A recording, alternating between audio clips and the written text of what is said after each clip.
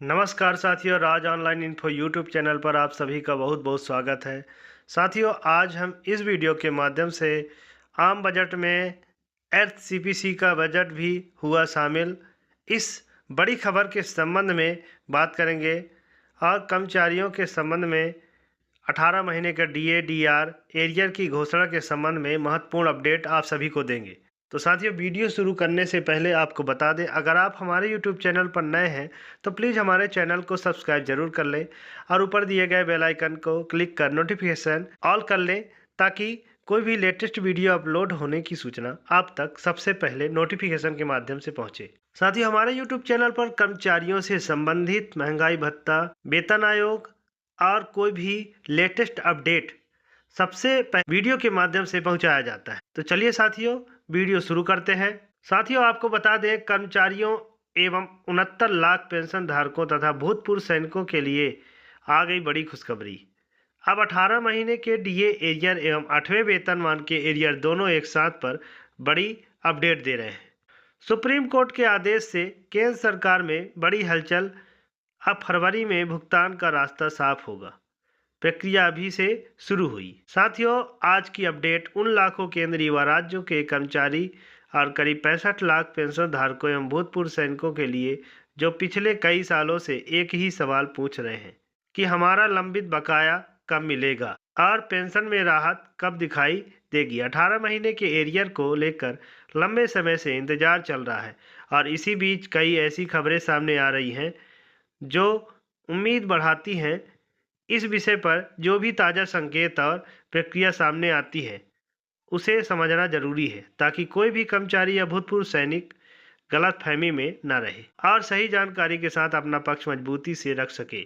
इसलिए इस पूरे विषय को ध्यान से सुनिए, क्योंकि आज की इंफॉर्मेशन सीधे आपके हक से, आपके अधिकार और आपके सम्मान में जुड़ी हुई है। सबसे पहले 18 महीने की बात करें तो यह वही लंबित भुगतान है जो कोविड अवधि में रोका गया था और अब तक इसे लेकर अलग अलग प्रकार की चर्चाएं होती रही है। हाल के दिनों में इस मुद्दे पर फिर से हलचल तेज हुई है, क्योंकि मामला कानूनी और नीतिगत दोनों स्तरों पर चर्चा में कई लोग पूछते हैं कि अगर सरकार ये एरियर देती है तो क्या ब्याज भी मिलेगा, और अगर ब्याज मिलता है तो कितना।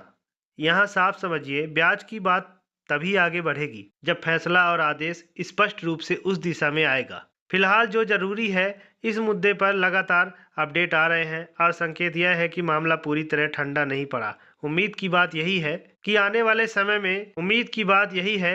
वाले समय में कोई ठोस राहत सामने आ सकती है। साथियों, आगे आपको बता दें कि लोगों को पूरी तरह से स्पष्ट नहीं रहती।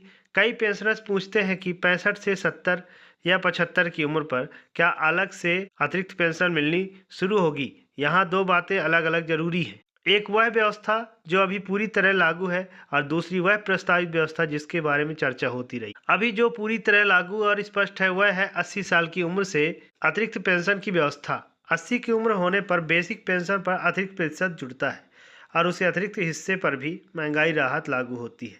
इसका सीधा मतलब यह है कि उम्र के साथ आपका कल मासिक लाभ पड़ता है और यह बढ़ोतरी केवल बेसिक तक सीमित नहीं रहती, बल्कि डीए जुड़ने से वास्तविक राहत और बढ़ जाती है।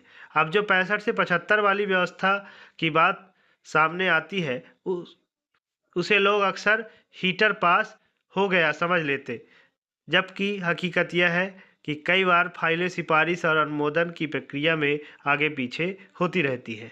पेंशनर की सबसे बड़ी चिंता यही है कि अगर सिफारिश भी हो गई तो लागू कब होगी। इस तरह के प्रस्ताव में आमतौर पर अलग अलग मंत्रालयों के स्तर पर वित्तीय प्रभाव, नीति और लागू करने की समय सीमा देखी जाती है। इसलिए जब तक अंतिम स्वीकृति और स्पष्ट आदेश नहीं आता, तब तक इसे पक्की घोषणा समझकर अपनी गणना करना सही नहीं होता। फिर भी यह बात महत्वपूर्ण है कि इस मुद्दे को लगातार उठाया जा रहा है और आने वाले समय में वेतन आयोग जैसी प्रक्रिया में ऐसे बिंदुओं पर फिर से गंभीरता से विचार होने की संभावना रहती है। अगर आप चाहते हैं कि जैसे ही कोई आधिकारिक अपडेट आए हम उसे सरल भाषा में आपके सामने रखें, तो चैनल को सब्सक्राइब जरूर करें और वीडियो को लाइक कर दीजिए, ताकि यह जानकारी ज़्यादा से ज़्यादा पेंशनर्स तक पहुँचे। अब बात करते हैं 8वें वेतन आयोग की स्थिति की। क्योंकि यही वह विषय है जो कर्मचारी और पेंशनर दोनों के लिए भविष्य की दिशा तय करेगा। लोग पूछते हैं कि आयोग किस चरण में है, आगे क्या होना है और देरी होने पर नुकसान क्या होगा। सामान्य तौर पर वेतन आयोग की प्रक्रिया में घोषणा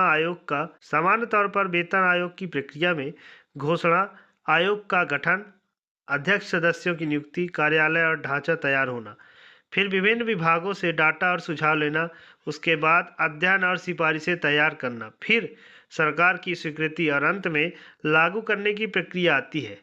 इस पूरे रास्ते में समय लगता है और जितनी देरी होती है उतना ही ज़्यादा दबाव कर्मचारियों और पेंशनर पर पड़ता है, खासकर महंगाई के दौरान। इसलिए कर्मचारी संगठन और पेंशनर समूह की सबसे बड़ी मांग यही रहती है कि कम समय पर शुरू हो और रिपोर्ट्स समय सीमा में आए, ताकि लगभग समय पर। अगर आपकी भी यही राय है कि देरी नहीं होनी चाहिए तो कमेंट में ज़रूर लिखिए और वीडियो को शेयर करें, क्योंकि जन आवाज़ जितनी मजबूत होगी मुद्दा उतना ही गंभीरता से सुना जाएगा। अब साथियों, एक राहत वाली जानकारी उन वरिष्ठ पेंशनर्स के लिए भी सामने आ रही है जिन्हें दवाइयों के लिए बार बार अस्पताल या डिस्पेंसरी जाना मुश्किल पड़ता है। कुछ जगह पर पायलट प्रोजेक्ट के रूप में घर तक दवाइयों की डिलीवरी जैसी सुविधा शुरू होने की चर्चा आती रही है। यह सुविधा अगर विस्तार पाती है तो बुजुर्ग पेंशनर्स के लिए यह बहुत बड़ा सहारा बन सकती है, क्योंकि इलाज का सबसे बड़ा बोझ केवल खर्च नहीं बल्कि बार बार आने जाने की परेशानी। इसलिए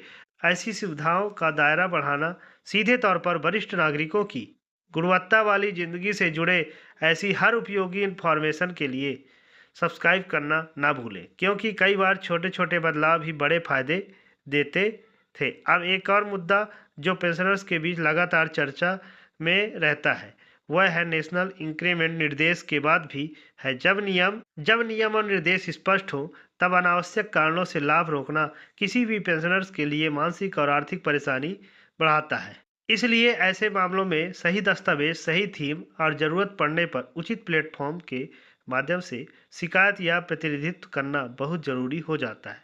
आपको किसी भी अपडेट या थीम की सही जानकारी चाहिए तो जुड़े रहिए, सब्सक्राइब करिए और नोटिफिकेशन ऑन रखें।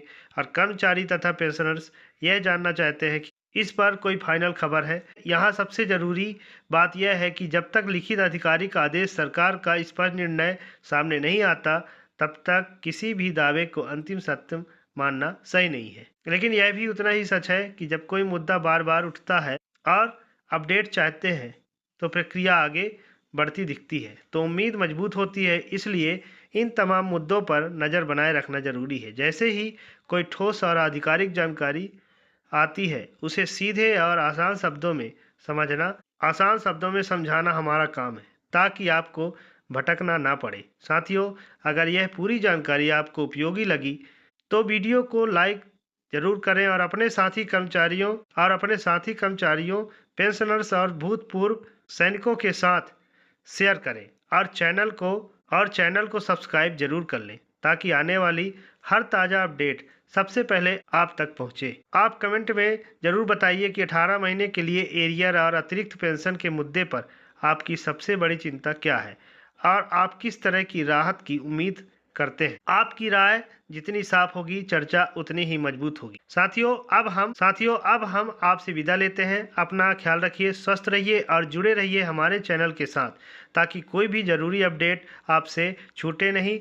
बहुत बहुत धन्यवाद। चलते चलते एक बार और याद दिला दें कि आप हमारे YouTube चैनल को सब्सक्राइब जरूर कर लें, ताकि आप हमारे YouTube चैनल के परिवार का हिस्सा बन सकें। ऊपर बेल आइकन क्लिक कर नोटिफिकेशन में ऑल कर लीजिए, ताकि कोई भी लेटेस्ट वीडियो आपके पेंशन और 8वें वेतन आयोग से संबंधित वीडियो का नोटिफिकेशन आप तक सबसे पहले पहुंचे। मिलते हैं नेक्स्ट वीडियो के साथ। बहुत बहुत धन्यवाद। जय हिंद।